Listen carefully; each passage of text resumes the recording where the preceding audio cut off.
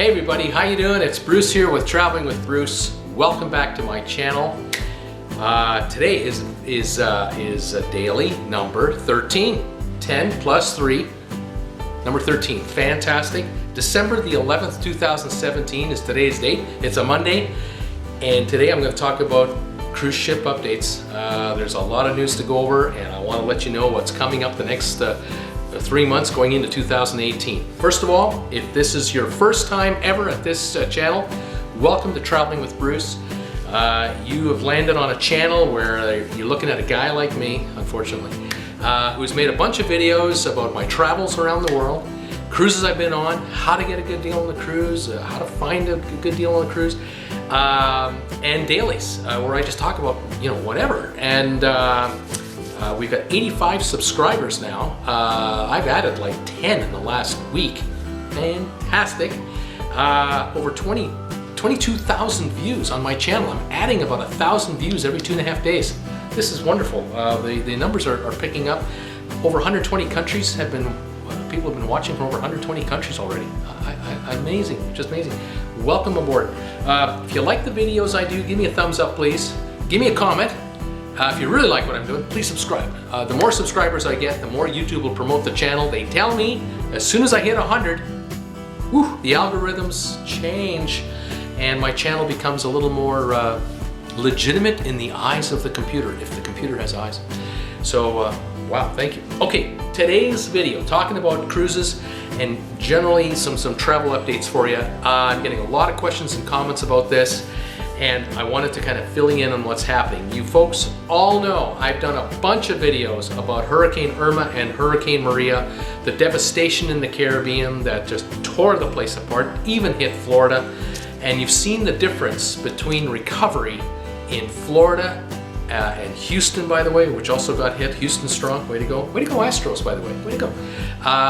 Houston, Florida, the recovery there has come a long way. Still got a ways to go in certain spots, of course.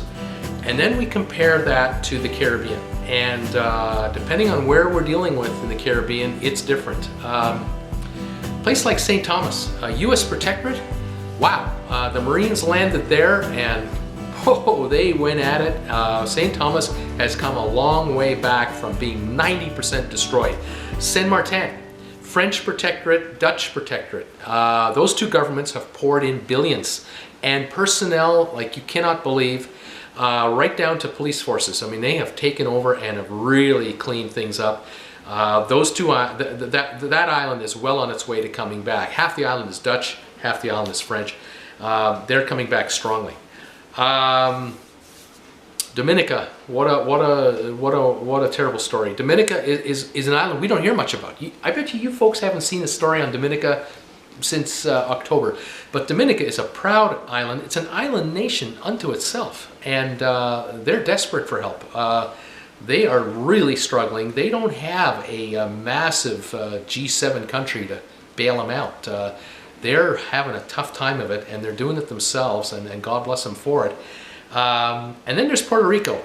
And what haven't we heard about Puerto Rico? It's just been unbelievable. A U.S. protectorate that you would think would have the might of the United States behind it to get it going, and for whatever reason, whether it's local politics or the island there, or the USA mainland political issues, I'm amazed at how difficult a time people in Puerto Rico are having, and how very difficult it is to get it up and going again.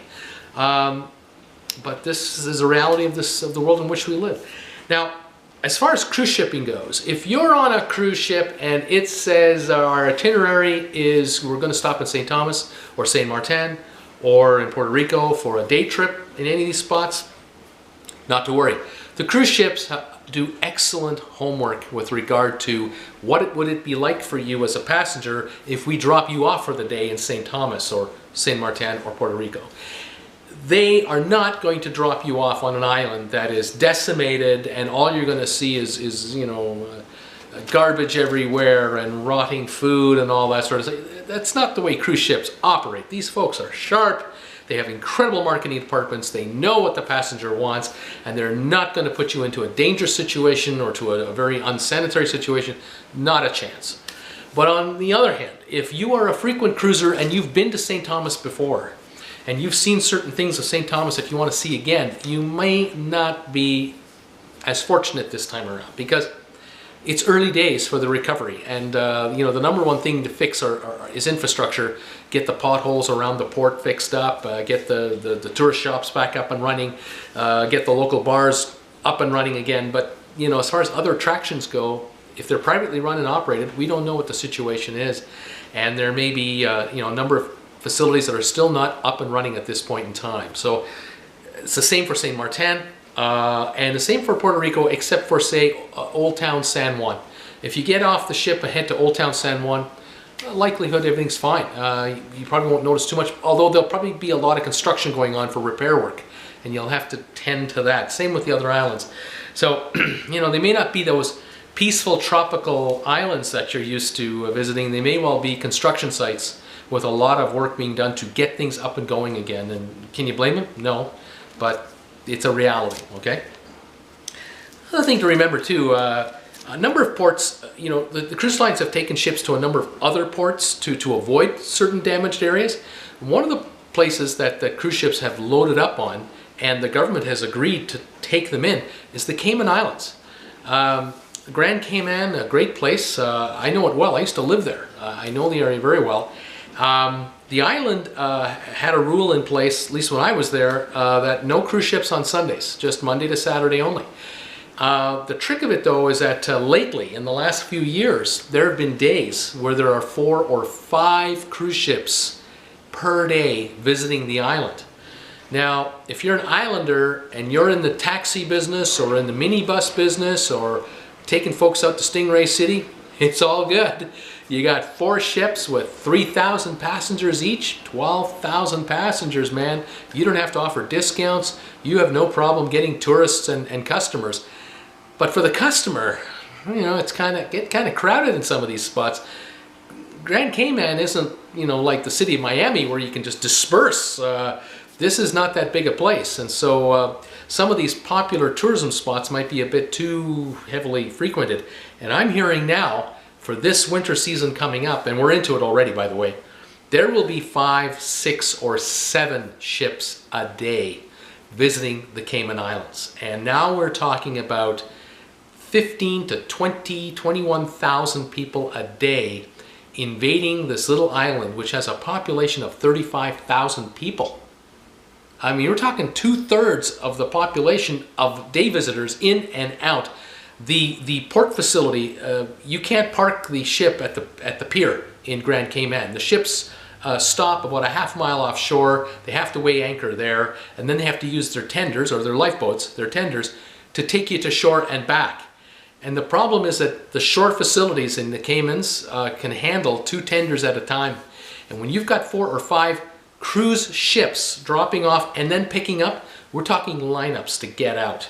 Getting in is easier because you can time it when you come in. You come in at 8 in the morning, 8:30, 9, 9:30, 10, that type of thing. Maybe go at 11 and spend a few hours. But when you come back, anytime after 2 in the afternoon, 3 in the afternoon, all mayhem breaks loose in the Caymans. Despite everyone's best intentions, you might have 4 different cruise lines, 6 different cruise ships, and there's a lineup for each different ship for each tender. And if your ship leaves at 4, you better be there at 2. If your ship leaves at 5, you better be there at 3. You might be late getting back on your ship. The captain will usually wait for, you know, the passengers to come back if you're on a cruise ship tour. But if you're on your own, you just went to explore the island and you came back at 5:30 and you didn't get there in time, you might miss your ship. Just give you a heads up. But the mayhem on the island is going to be severe, and I can imagine that. I know as a local, as a former local, I'd be just upset as hell about it. But for the local Caymanians who live off this business, these are good days.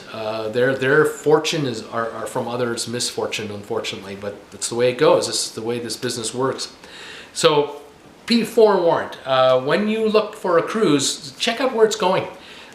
Certain ports can handle extra volume, certain ports can't, and I know the Caymans is one of them that can't. Just a heads up. Another thing to tell you about, in Canada, WestJet and Air Canada have basically canceled all flights from Canada to Puerto Rico. I believe they've also canceled flights to Saint Martin and St. Thomas for the winter, for the whole winter season. The reason's simple. A whole bunch of resorts on these islands got wiped out, and so these airlines were depending on half the plane being booked by tour operators for 1 week stays at a time, all-inclusives, and then the other half would be just regular traffic. It's not going to happen.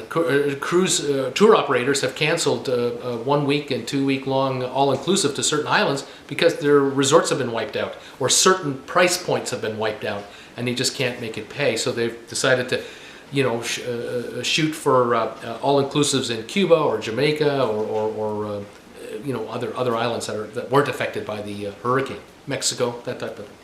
So keep an eye on that. Puerto Rico. Whew, what a mess. As I said earlier, if you're thinking of getting a cruise deal, and there are a bunch available, I'm going to talk to you about here in a second, don't consider Puerto Rico. I hate to do this to cruise line operators, but I'm telling you folks, getting in and out of Puerto Rico, San Juan, getting in and out of that airport is a crapshoot these days. The airport is being held together by duct tape. And even now, here we are in December already, JetBlue, United, American, their frequency of flights in and out of Puerto Rico are way down. They still aren't back to regular schedules. And that's because the airport can't handle the flights, the flow, equipment damage, that type of thing. And now airlines have been canceling and tour operators have been canceling flights in and out of there. So if you're trying to get a deal on a cruise out of San Juan, Puerto Rico that comes back to San Juan, Puerto Rico, the problem you have is not the cruise. It's getting to the cruise and getting home from the cruise afterward. And we've heard horror stories in Canada about Canadians being stranded a few weeks ago where they get off the ship, go to the airport, can't find the staff, can't find the counter. The airlines canceled all flights for the winter. WestJet, not there. Now they have to fly home any way they can, and they're competing with desperate Puerto Ricans trying to get out. There are Puerto Ricans down there who have booked flights weeks ago to get out next week, the week after, at a reasonable price to get off the island permanently. And you're competing with them to get seats on a limited schedule. It's expensive as can be, and there are no last-minute deals in and out of San Juan. So be forewarned. Now, cruise deal. If you want a cruise deal, I got great news for you. This year looks really good for cruisers. January in particular, you can get a 1 week cruise out of Florida towards the Caribbean. I'm seeing deals as low as $350 for a week per person. That is a screaming deal. Even with taxes and fees and mandatory tipping, you're under $70 a night. You know, in nice warm weather. Man, you can't beat that deal with food and amenities and a room and a changing view all the time and the warm weather. Wow, there are some fantastic deals. I did a video on a couple of these the other day. I'll put some links in below on the description to tell you about them. Also, repositioning cruises. Man, this is the springtime for repositioning cruises. March and April, you can catch a ship from Florida to Europe. You're going to have a field day on some glorious deals. Again, in the low $50 a day range, easily found. With taxes and fees, $75 a night, and you can end up in London or Southampton. You can end up in Barcelona. You can end up in Rome. I tell you, it's fantastic. If you've got 13, 14 days to take a repositioning cruise at that kind of price, I would take advantage of that. You get your full meals, no jet lag when you get off the ship. You're good to go right away. You've landed in Rome and now you're on holiday mode on land.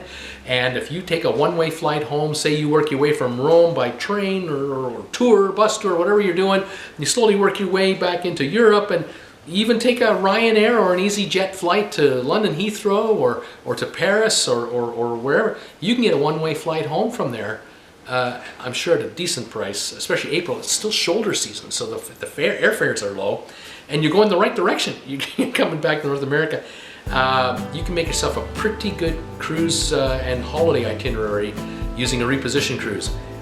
Finding a cheap repositioning cruise, I did a video on that already. I'll put that one in the link below too, and then you can check that out to your leisure. So there are deals, there's good news for you, there are deals out there, but beware, there are certain things you need to be aware of with regard to where you depart from for these Caribbean cruises, places you want to avoid, things you need to look out for and just be aware of, okay? Thanks for joining me today. I hope you liked this video. I hope you found it informative. Give me a thumbs up if you like it. Subscribe to my channel, please. We're at 85 subscribers, 15 to go for 100. We're on our way. And I want to thank you again for watching me. I'll see you next time on my next daily. This is Bruce saying goodbye, traveling with Bruce.